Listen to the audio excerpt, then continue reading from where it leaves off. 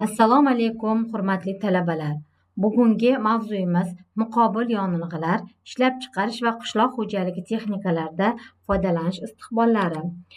Reja, muqobil yonilg'ilar turlari va xalq xo'jaligidagi ahamiyati, muqobil yonilg'ilar ishlab chiqarish va ulardan foydalanish talablari.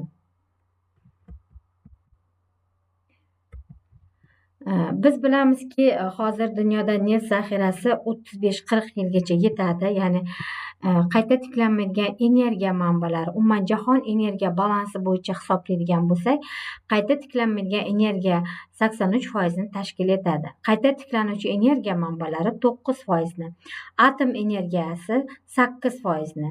Dunyo neft zaxirasi, yana qaytarib o'taman, dunyo neft zaxirasi 35-40 yilga yetadi. Markaziy Lotin va Shimoliy Amerikada 21,9, Saudiya Arabistonida va Iroqda, umuman Kanada, Rossiya, Liviya va boshqa davlatlarda dunyodagi neft zaxiralari quyidagi jadval asosida ko'rsatib o'tilgan. Dunyodagi gaz zaxirasi 187,3 trilliard metr kubga teng.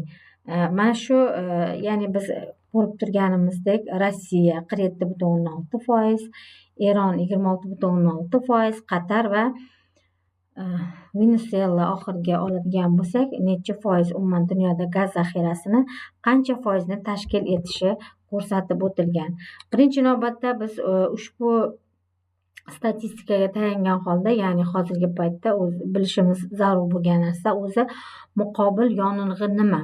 Muqobil yonilg'ilar bu an'anaviy neft va gaz mahsulotlari, benzin, dizel, ko'mir o'rniga ishlatiladigan yoki ularni qisman almashtiradigan energiya manbalari hisoblanadi.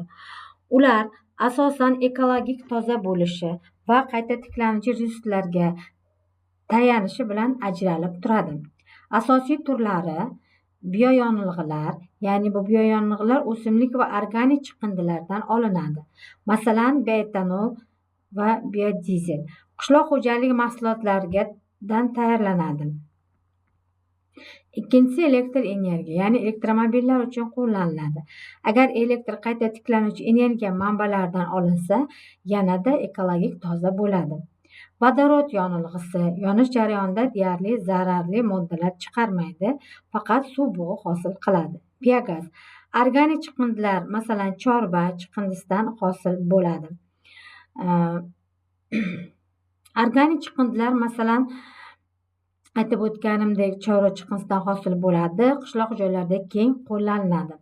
Quyosh va shamol energiyasi bu to'g'ridan to'g'ri yonilg'i emas, lekin energiya ishlab chiqarishda neft va gaz o'rnini bosadi. Masalan, quyosh energiyasi va shamol energiyasi. Bularning asosiy afzalliklari, ya'ni atrof muhitga kam zarar yetkazadi, issiqxona gazlari chiqindisini kamaytiradi, qayta tiklanuvchi manbalarga tayanadi, energiya xavfsizligini oshiradi. Bu asosiy muqobil yonilg'ilarning afzalliklari hisoblanadi. Har bir yonilg'i, aytib o'tgandek sizlarga, ya'ni biogaz bo'ladimi, gazsimon yonilg'ilar bo'ladimi, shular haqida qisqacha mana aytib ham o'tdik. Endi muqobil yonilg'ilarning yana bir turlari bu gazsimon yonilg'i, metan, propan, butan aralashmasi va biogaz bioyonilg'i hisoblanadi. Elektr manbai ya'ni elektr manbai hisoblanadi. Spirtlar, efirlar va moylar, ya'ni metanol, etanol, efirlar va biodizellar va vodorod. Biogaz olish qurilmasi, mana bu yerda biogaz olish qurilmasini asosiy jarayonlari ko'rsatib o'tilgan. Sanoat miqyosida biogaz ishlab chiqarish qurilmasi, bularni ishlash prinsiplari va ularning ketma-ketligi, ya'ni biogazlar qanday olish usullari, mana ko'rib turganimizdek, birinchi shu fermadan boshlanadi, ya'ni fermadan chiqindi olish, ya'ni sanoat miqyosida va ularni qanday ishlab chiqarish qurilmasini asosiy funksiyalari ko'rsatib o'tilgan. Biogaz tarkibi aytib o'tganimizdek quyidagilardan iborat va qancha foiz ekanligi ko'rsatib o'tilgan.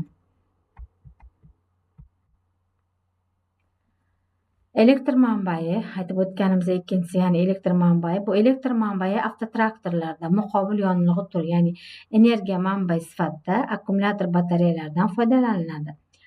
Akkumulyator batareyalarda ishlovchi elektr avtotraktor vositalari standart elektr manbadan zaryadlanib, batareyalarda elektr energiyasini to'playdi. Endi spirt yonilg'ilari. Etil spirti 3 xil usulda olinadi. Ya'ni fermentativ biomassani bijg'itish yoki kimyoviy, ya'ni o'simlik xomashyoni gidratatsiyalash usuli va sintetik etilenni gidratatsiyalash usuli bilan olinadi. Birinchi usul, ya'ni shakarli ashyoni fermer yordamida bijg'itish.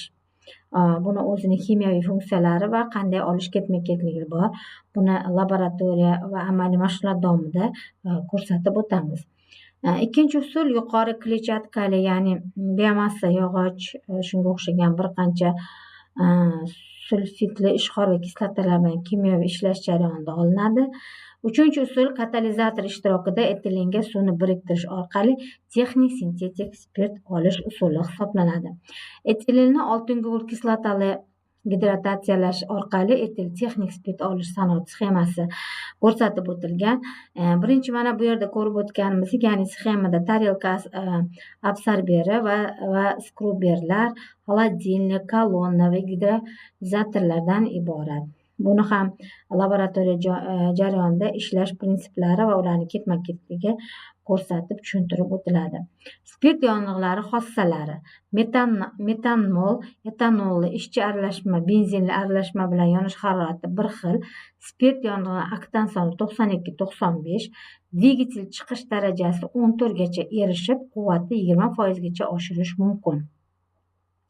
Setan soni past dizel yonilg'isiga kam foiz aralashtirish mumkin va korrozion juda faol tizim detallariga salbiy ta'sir etadi. Ya'ni bu spirt yonilg'ilari xossalari hisoblanadi. Yonish issiqligi past, benzin, vodorod, shu uchun 2 marta bak talab etiladi va jarayonlar ketma-ketligi bajariladi. Biodizel ishlab chiqarish texnologiyasi. Bu yerda o'simlik moyi, metanol, etanol yoki izopropil spirti bilan 60 gradus haroratga va normal bosimda preterifikatsiya qilish usuli bilan olinadi. Ya'ni taxminan bir misol uchun litr bo'ladi moyga 200 misol uchun 1 tonna moyga oladigan bo'lsa 200 kilogramga nisbatan metanol, kaliy yoki natriy gidroksidi qo'shiladi. Biodizel xususiyati va markalanishi. Avtotraktorlarda sof holda va dizel yonilg'isiga aralashma holda qo'llaniladi. Amerika Qo'shma Shtatlarida dizel yonilg'isi biodizel bilan aralashmasi B harfi bilan belgilanadi. Ya'ni bunda B harfidan keyingi raqam biodizelni foizdagi miqdorini bildiradi. B2 2% biodizelni, 98% dizel yonilg'isi va B100 degani bu 100% biodizel degan ma'noni anglatadi. Biodizelli aralashma qo'llash dvigatelini qo'shimcha o'zgartirish talab etmaydi. Endi setan soni. Bu mineral dizel yoqilg'isi 42-45, biodizel metil efer 51 dan kam emas. Biodizel olish uchun xom ashyo. Yevropada raps, AQShda soya, Kanadada kanola raps turi, Indoneziya, Filippinda palma moyidan, Filippin kokos moyidan, Indiya jatrofadan, Afrika soyadan, Braziliya kastor moyi, ya'ni kastoriy masla, shuningdek hayvonlar va baliq yog'laridan biodizel olinadi. Bu yerda ya'ni ularni ishlash jarayonlari va qurilmalari ko'rsatib o'tilgan. Bu chet el misolida olyapmiz. Keyingisi vodorod. Ya'ni vodorod Mendeleyev jadvalda birinchi element va yengil gazsimol yuqori kimyoviy faol modda hisoblanadi. Bunda oksidlanish yonish jarayonida katta miqdorda issiqlik ajralib chiqadi va oddiy suv hosil bo'ladi. Xossalari. Yonishi ekologik toza jarayon, hech qanday zaharli modda ajralib chiqmaydi. Kimyoviy faolligidan yer yuzidan erkin holda uchramaydi, lekin suv tarkibida uning zaxirasi cheksiz. Gazsimon vodorodni olish usuli, ya'ni katalizatorlar, platina va boshqa qimmatbaho quymalar ishtirokida suvni elektrolizi hisoblanadi. Oddiy kislorod gazlar aralashmasi sal uchqundan ham portlash hosil qilib, bir lahzada katta miqdorda energiya ajratadi. Bu yerda ya'ni ikkinchisi atom vodorod va bir atom kislorod yengil birikadi, biroq aralashish juda murakkab jarayon hisoblanadi. Oksidlanish jarayoni issiqlik energiyasi ajralib chiqishi bilan kechadi. Biroq suv molekulasini ajratishga katta energiya ketadi. Mana bu yerda quyidagi formula va sxemalar asosida ko'rsatilgan vodorod yonilg'i tizimining sxemasi, suv uchun bak, ya'ni birinchi elektr yoyli reaktor, qo'zg'aluvchan elektrodlar, gazlar aralashmasi, o'rama trubalar, 5-chi suyuq uglevodorodlar sintezatori, sentin uchun bak, avtomobil yonish kameralari ko'rsatib o'tilgan. E'tiborlaringiz uchun rahmat, hurmatli talabalar.